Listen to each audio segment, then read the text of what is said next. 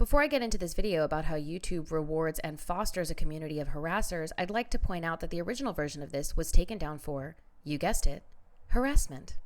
You probably don't know me, and if you do, it's probably not for the right reasons. Gaming insiders say this harassment shows just how toxic certain parts of gaming culture still are. My name is Alyssa Mercante.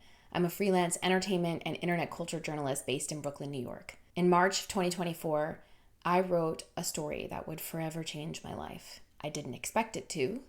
It was just a report dispelling a conspiracy theory that had gained traction in the dank caves of the internet, in the same spaces where people convince themselves that furniture sites are trafficking children, or that there's a ring of Satan-worshipping cannibals in Washington, D.C. The story laid out the core tenets of this particular conspiracy theory, that a single video game consultancy firm known as Sweet Baby Inc., led by a Black Canadian woman, was forcibly injecting diversity into some of the video game industry's biggest titles.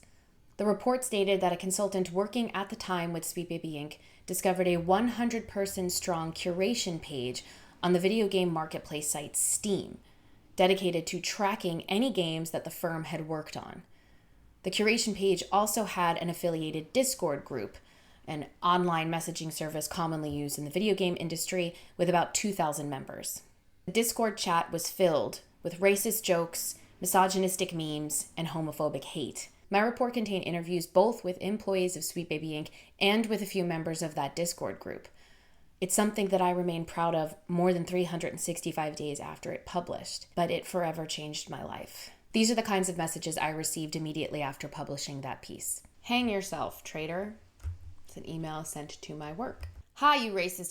Could I kindly ask you to remove yourself from this world, you absolute waste of air? Hope you get gang by Muslim slut. You're not a journalist, you're a Jew with a complex. You are a participant in degenerate culture and a staple point of that. All I'm saying is don't go planning that 40th birthday, you won't make it to that point. Ugly Jew begging for free shit, what a surprise. Senior editor at Kotaku, spitting on you people isn't enough at this point. Your father raised a disgusting woman and he should be ashamed of himself. Alyssa Mercante is next. Dumb this bitch, you're messing with the wrong people. You're next in line to be digitally hanged. You're next, traitor. We make you famous. We will continue. You fucked with the wrong people.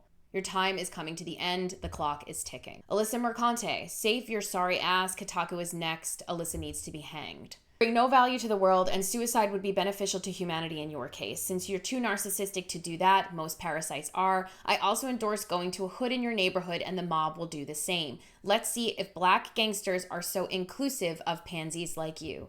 Absolutely despicable human being, either kill yourself or get killed. Look at this, and it's a picture of a bullet. Here's a picture of some giant humanoid creature wearing a Sweet Baby Inc. mask, fucking me from behind.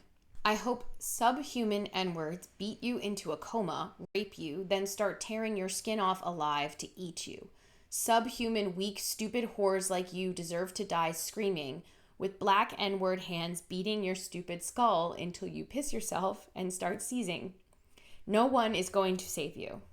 I was getting hundreds of messages across Twitter, Instagram, my work email, my private email, and elsewhere. Not one to have my integrity questioned or my name smeared, or to just lay down and take it. I pushed back against these detractors. At the same time, a whole host of YouTube videos began cropping up that were about me, my life, my work, and anything else I had ever done online. They were full of harassing statements, libelous statements, defamation, misogyny, homophobia, and everything else you'd expect from a group of people who use rage bait to make money on YouTube.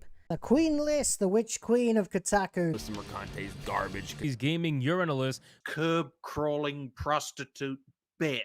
Biggest, selfish, most narcissistic cunt on the internet.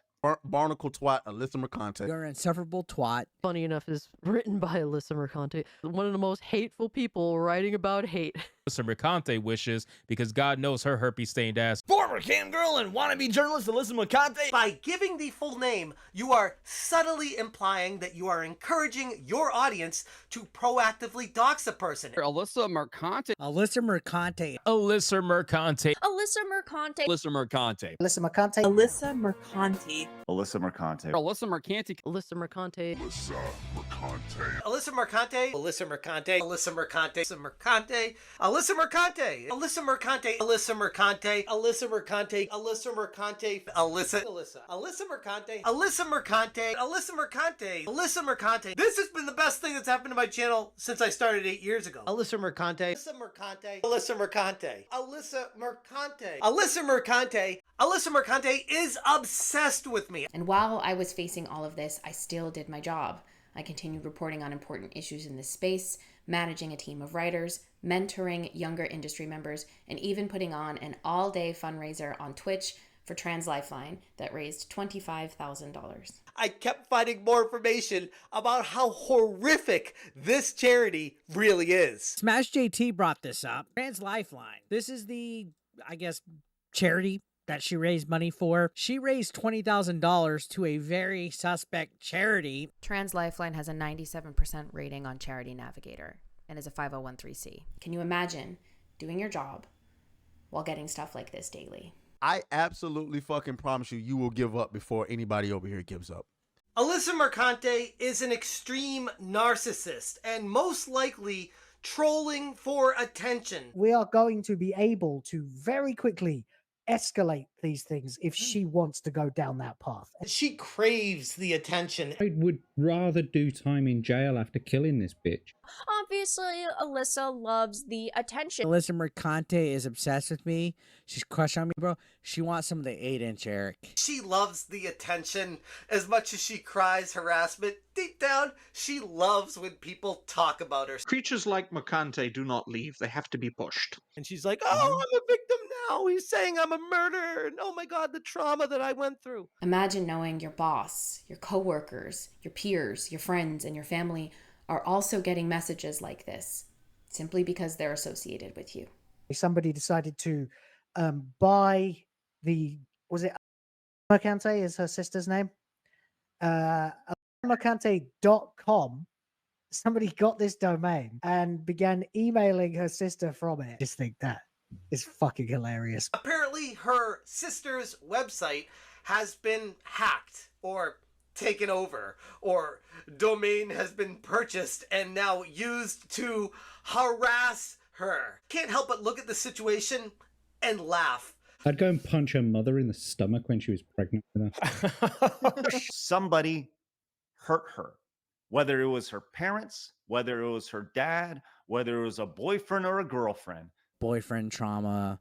Ironically, she's not a lesbian and has a boyfriend. Imagine sleeping with this creature. Imagine being her parent. Like, I fucking failed as a father if my daughter acted like this. When I decided it was time to take legal action against those who were smearing my name, Alyssa Mercante, who sells herself for sex and sucks dicks for money. Her natural habitat is on her knees, ladies and gentlemen. Alyssa Mercante, who has since come forward saying that she used to be a sex worker, sucking dicks for money. A senior editor is a former prostitute. Apparently words are dehumanizing, but getting railed by Tyrone and his entire gang over in Brooklyn is not. Alyssa Mercante sucks more at journalism than she did sucking dicks. Stinking digital prostitute. Those who wanted me to not just lose the job I had, but to never get a job in this space again.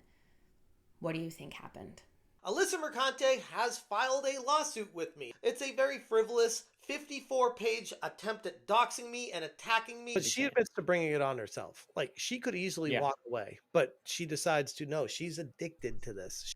In a just world, sending someone a cease and desist and then filing a lawsuit to get them to stop harassing and defaming you should get them to stop.